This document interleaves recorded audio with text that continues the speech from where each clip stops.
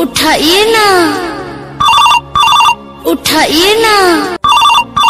उठाइए ना। हेलो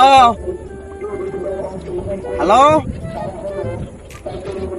ए बेटा होना जाए ना नेटवर्क के बारी खाए डालने लगे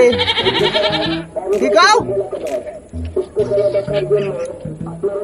কি কও সুবহানাল্লাহ কও কি বেটা পাশে রাখতে ভাগ্যে গেছে কি করে হালার বহালা তুই হারবালের মেকআপ দেখা কি করে ও তোর সমস্যা ছিল না তাইলে